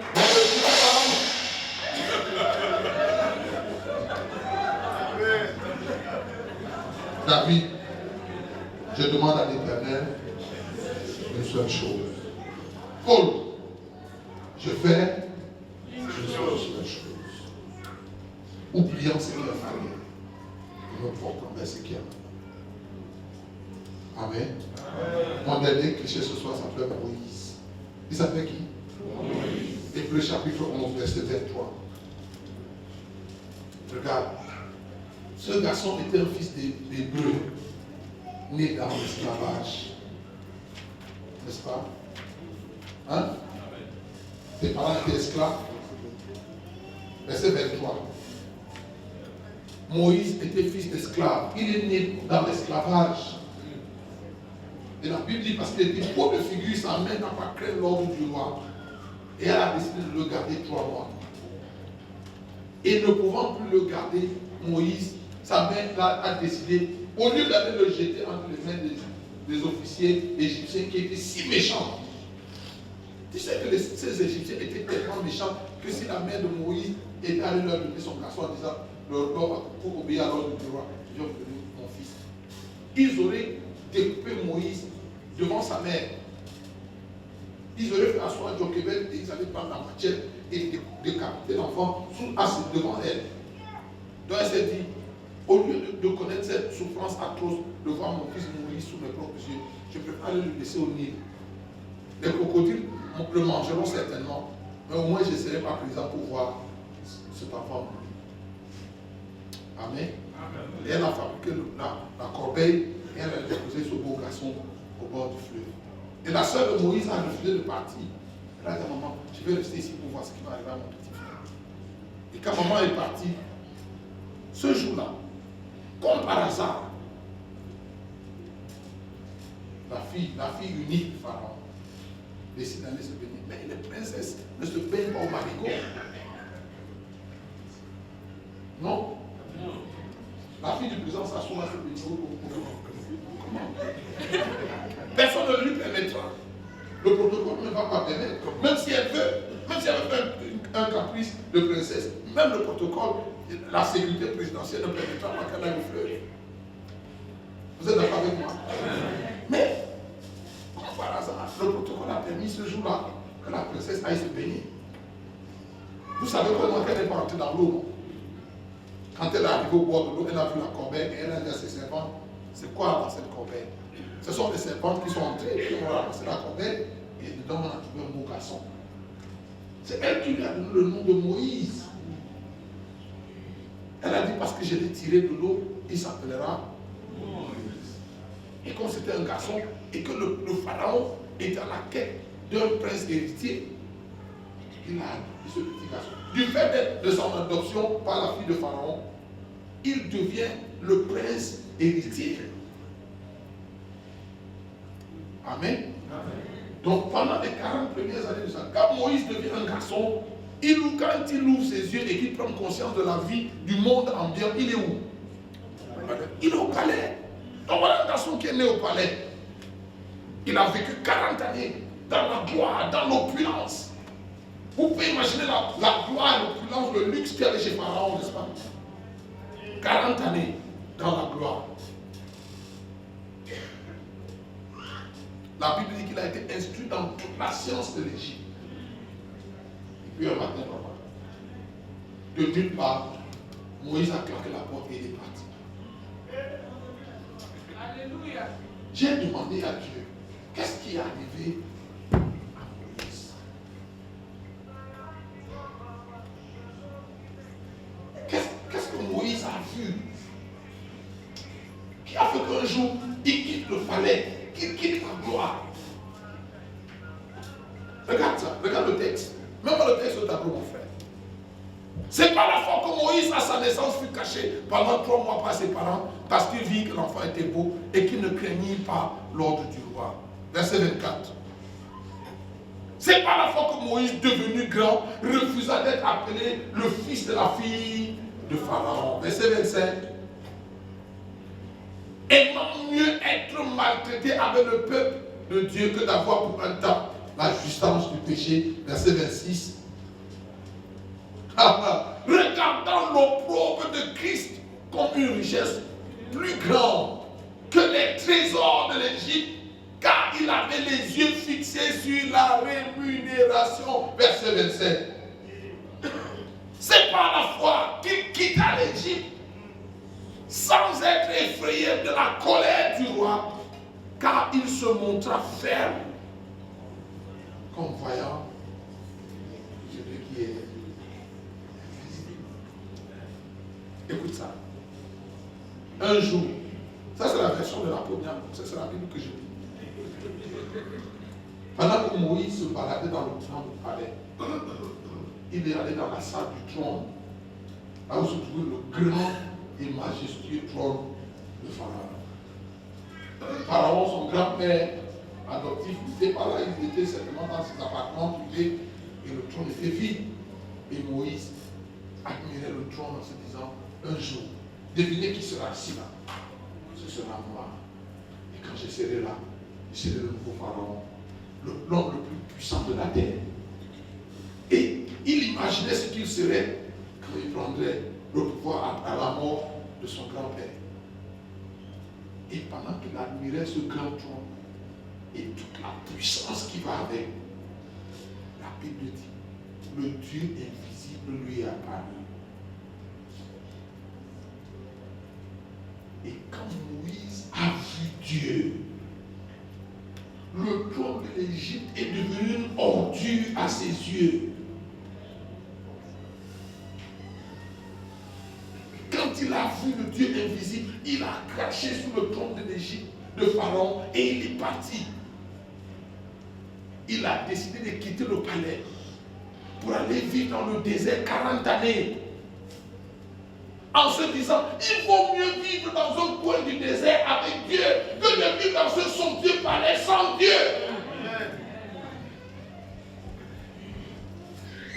Papa, voilà un garçon qui n'a jamais ciré sa chaussure. Il ne sait pas comment on repasse un pantalon. Il n'a jamais fait la lessive de sa vie. Il ne sait pas ce que ça veut dire d'avoir fait. C'est comme quand tu as dit, c'est maman, elle est Moïse n'a jamais eu faim de sa vie. Mais il va quitter tout ça. Les serviteurs, les servantes, les esclaves, la gloire, la richesse et tout. Pour aller dans le désert. Pour aller suivre Dieu dans le désert. Quand on va le retrouver dans le désert, 40 ans après, il est berger. Et même les brebis qu'il entretient ne lui appartiennent pas. Mais il est heureux d'être dans le désert avec Dieu. De vivre là-bas, marcher au pas du Christ. De suivre le Seigneur dans le désert. Que d'être dans un palais sans Dieu. Tu sais pourquoi tu t'attaches encore aux choses de la terre? Pourquoi tu cherches encore à voir les choses de la terre? Parce que tu n'as rien vu. Depuis que tu es chrétien, tu n'as jamais vu Dieu. C'est pour ça qu'avoir une Prado est un objectif pour toi. Construire un duplex fait partie de tes rêves. Acheter une chaussure Pierre Cardin font encore partie des choses qui te passionnent. Parce que ce n'est que ça que tu vois. Je te dis la vérité. Le jour où tu verras quelque chose d'autre, tu te rendras compte que ça là, c'est rien du tout. Amen. Papa, j'étais aux États-Unis. Tiens, non, j'étais à Dallas. C'est le pasteur Assis qui m'amène à Dallas. Il s'appelle apôtre. Dan, Guy Dan, tu connais. C'est un autre pasteur. C'est Assis qui m'amène là-bas pour aller prêcher à la convention. Et pendant que je prêchais dimanche, en pleine prédication, il est venu, il a enlevé la montre que j'avais, il l'a mise dans ma poche, il a enlevé sa montre qu'il m'a mise à la main. C'est une montre de grande valeur, papa. Je le connais. Quand à regarder la montre, c'était une Versace. À regarder la montre, je savais seulement que c'était une montre de valeur, mais je ne savais même pas ce que ça coûtait. Et j'ai porté cette montre-là jusqu'à il y a un mois. J'étais à Cotonou, il y a un mois pour prêcher à une conférence. Invité à une conférence comme ça. Non, pas à Cotonou. L'année dernière, nous étions en décembre, nous étions en Italie. Et puis, à la fin du séminaire, le pasteur me dit, ah, j'ai un de mes fils ici qui est designer. Hein, il fait quoi? Styliste. Il fait dans la mode, il habille des stars. C'était un footballeur professionnel, il a arrêté le football. Il jouait dans la Champions League, première division italienne. Il a arrêté dans le football, il s'est reconverti, il a fait la mode, il habille des stars, il habille les Messi, il habille tous ces grands footballeurs. Donc il dit, ah, Lucas veut venir te voir pour te proposer. J'ai dit, ah, merci. Bon, parce que moi j'ai l'argent comme Messi. Bon, il venait me voir surtout pour que je prie pour son business et tout. Donc quand le gars arrive, il vient me voir sur le pasteur, il me dit, ah papa, quand je t'ai vu arriver à l'église, j'ai guetté la montre. Je vais faire ça, j'ai dit non. Le papa s'y connaît. Et je lui ai dit, mon frère, ça c'est de l'idolâtrie, c'est que tu fais. Ce n'est qu'une montre. Il me dit, papa, c'est Versace. C'est comme ils savent vanter leurs choses. Et puis je regarde encore la montre, elle est belle. Mais moi, vraiment, ça n'est pas différent de. C'est juste pour l'hiver, mais c'est pas pour autre chose. Amen. Donc quand les enfants ont commenté, et puis j'ai dit, papa, ce que tu viens de faire, ça s'appelle l'idolâtrie. Donc quand j'arrive à Cotonou le mois dernier, j'ai fini de prêcher. Et puis je suis venu m'asseoir, j'étais à genoux, j'étais en train de prier. Et le Seigneur me dit, enlève ta montre. Et puis on a mon frère. Papa, j'ai obéi. J'ai enlevé ma montre. Et je suis venu pour mettre ça dans le panier des offrandes. Et le pasteur me dit, ah, papa, qu'est-ce que tu fais? J'ai dit, non, je suis en train de donner mon offrande. Il me dit, non, non. Il m'arrête. J'ai dit, mais pourquoi? Il me dit, non, papa, on va parler après. Il m'embrouille donc. Regarde quand même, je rentre pour m'asseoir. Je voulais pas qu'on commence à se discuter parce que les gars, ça passait sur YouTube. Je ne voulais pas qu'on. Je suis rentré m'asseoir. À la fin de la réunion, je vais à son bureau, j'ai dit, mais bon, moi je voulais donner mon offrande à Dieu. Il dit, ah papa, c'est bon ceci. Je dis oui. J'ai dit pourquoi? J'ai dit, mais c'est pas à toi que je donne, c'est à Dieu que je donne. Et puis il prend, même pas le panier des offrandes.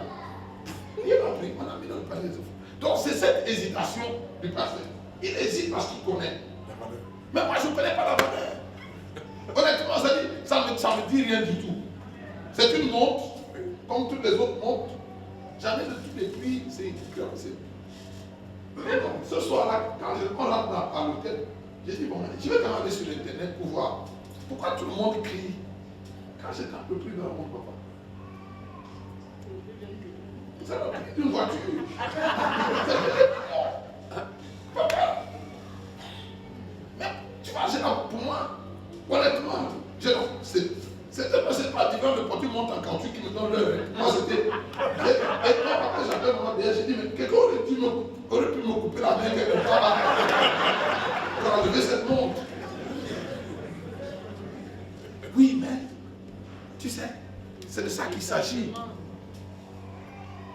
Ce ne sont que des choses. Même si la montre va coûter 10 millions, ce n'est qu'une montre.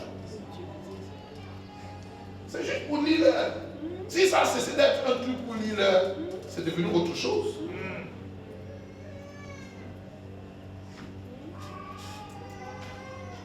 Et je peux porter une qui coûte 10 millions, et porter une autre qui coûte 10 000, et porter une autre qui coûte 800 francs. Tant que ça me dit l'heure, c'est bon. Amen. Amen. Amen. Amen. Moïse, une seule chose. Paul, une seule chose. David, une seule chose. Ça, c'est la clé des gens qui veulent aller loin avec Dieu. Amen. Ce soir, je veux que tu regardes dans ton cœur. S'il y a 14 choses, tu es encore très loin du royaume. Et tu sais, j'ai donné un exercice aux gens la semaine dernière au nord, quand j'étais au Cameroun, dans la conférence. Je leur ai dit ce soir, et je vous donne le même exercice. Si vous plaît, faites ce devoir. Tout le monde, en commençant par le pasteur. Quand tu rentres chez toi cette nuit, seul avec toi, même si vous êtes mariés, papa de son côté, maman de son côté, chacun de vous seul avec Dieu. Prends un bout de papier et fais une liste des 10 choses qui passionnent ton cœur aujourd'hui. Sois honnête avec toi, au moins pour une fois dans ta vie, dis-toi la vérité.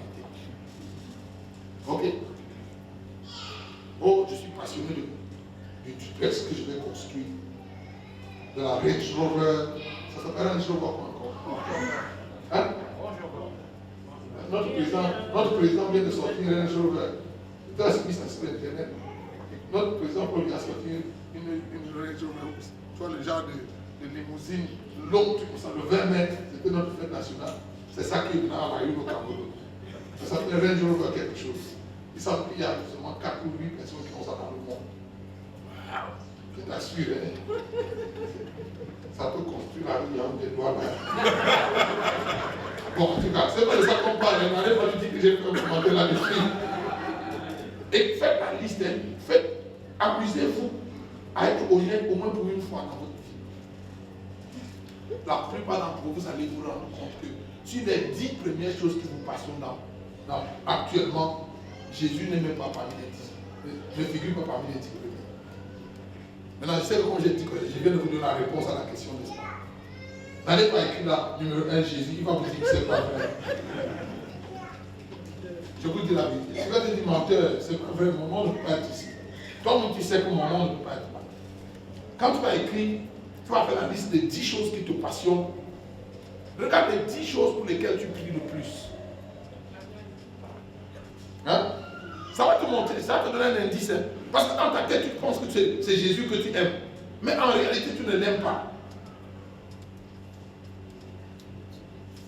Tu utilises Jésus pour avoir ce que tu veux. Tu sais, Paul marchait sur ses diplômes et toutes ces choses pour atteindre Christ. Hein? Nous marchons sur Jésus pour avoir les choses. Hein? C'est vrai? Comment? Oui! Regarde, je veux un homme fort. Papa m'a dit bien. Papa, tu es mon ami. Papa vient. Hein? Non, papa est fort. Je sais que papa est fort. Papa vient. Je veux une jeune fille. Une jeune fille, 10 ans. Oui, viens, maman. Alors, regardez, voici. Papa là ici représente Jésus. Amen. Amen. Viens. Comment on t'appelle? Marika. Voilà, Marika ici représente tous les biens de la terre. Hein? Mariage, voiture, villa, virement, jet privé, enfants, toutes ces choses-là que les gens veulent avoir, pour lesquelles les gens viennent à l'église, n'est-ce pas? Hein? Et moi je suis ici, je représente le chrétien cochon. C'est un bon rôle. Ok. Vous savez, le chrétien cochon est là, il a besoin de Jésus. Mais c'est pas, il n'a pas besoin de Jésus pour Jésus. Hein. En réalité, ce qu'il veut, c'est Marika. Ok? Regarde. Je ne peux pas atteindre Marika parce que mes mains ne sont pas assez longues. Non? Alors qu'est-ce que les chrétiens cochons font? Ils montent sur le corps de Jésus. Hein? Amen, moi, je sais.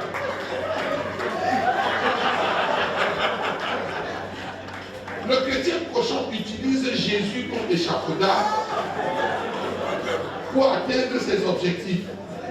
En réalité, l'objectif, c'est Marika.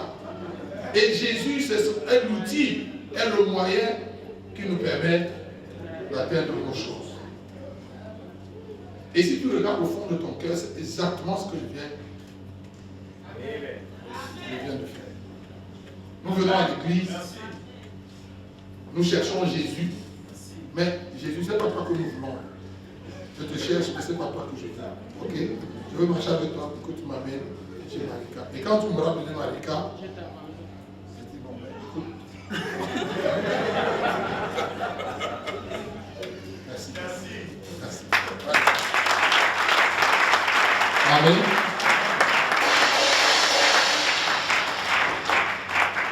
Donc ce soir, s'il te plaît, avant de dormir, regarde au fond de toi-même.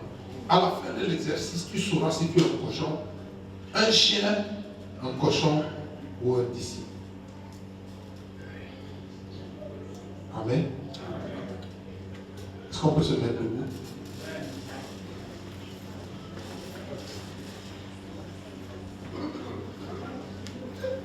Certains d'entre vous n'avez même pas besoin d'arriver à la maison pour faire l'exercice. Parce que la réponse est déjà devant vous, devant vos yeux. Je veux que tu élèves ta voix ce soir et que tu parles à Dieu. Seigneur, je ne veux pas être un cochon. Tu sais, le thème de notre conférence est s'affectionner aux choses d'amour. Je vous ai parlé des deux brigands. Le premier brigand est celui qui avait besoin de Jésus pour que Jésus le descende de la croix. Pas pour qu'il change de vie, mais pour qu'il aille continuer de vivre sa vie. C'est ça le chrétien cochon. Mais le deuxième qui est aussi un brigand, mais qui avait besoin de Jésus, pas pour revenir sur la terre, vivre la vie du monde. Il a dit à Jésus, souviens-toi de moi lorsque tu viendras dans ton royaume. Le deuxième avait les yeux levés vers le ciel, tandis que le premier avait les yeux tournés vers la terre. Ce soir, lequel des brigands es-tu? Celui qui a les regards tournés vers la terre ou celui qui a les regards tournés vers le ciel? Je veux que tu parles au Seigneur ce soir. Seigneur, je veux changer de vie.